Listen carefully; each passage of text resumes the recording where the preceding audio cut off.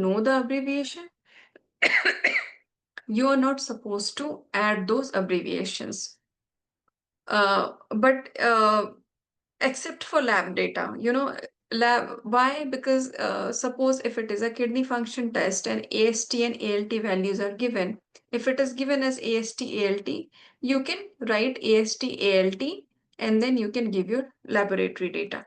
But any other kind of abbreviation is not allowed in the narrative. Any supplementary records can be mentioned, like autopsy records, discharge notes, etc. Because in Argus there is no other way of mentioning these autopsy reports and discharge notes. But we can obviously attach these documents with the source document for the reference for the case. But you need to take out the data from the autopsy report and discharge notes, which is pertaining to your case, pertaining to that particular adverse event, and you need to put those data in the narrative section.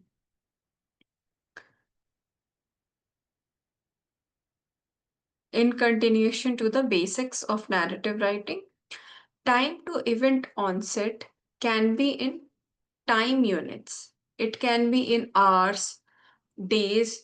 We always follow 24-hour format. So whenever you have the hours time or the days time, we need to use the 24-hour date format. Any kind of conflicting information from different sources should be mentioned and sources identified.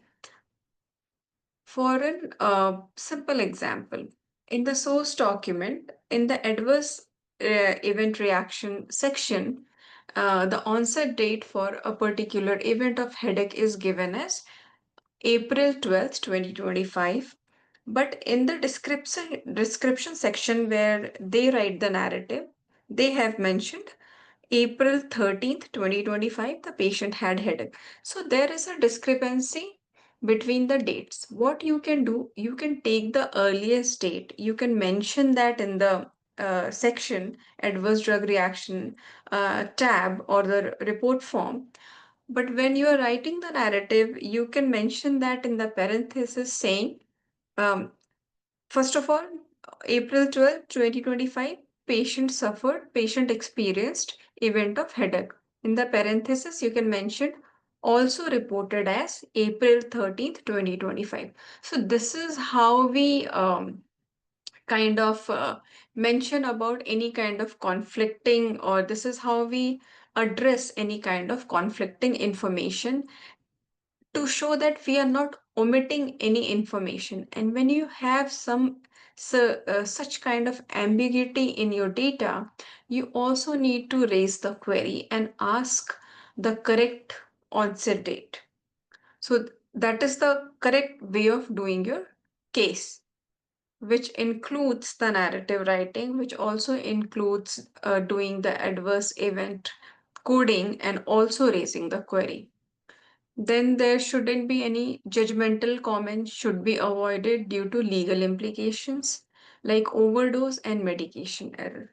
Now, suppose any kind of judgment, we are not going to do it. Even if it is mentioned, like the patient was supposed to take 2 tablets and patient took 5 tablets, we will not report it as medication error or overdose until and unless it is clearly mentioned.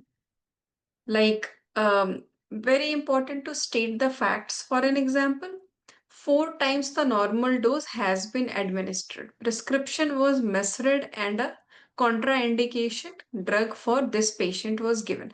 So if something like this is given, then only we will code the events as per the coding conventions or the sponsors uh, requirement, whatever they are saying.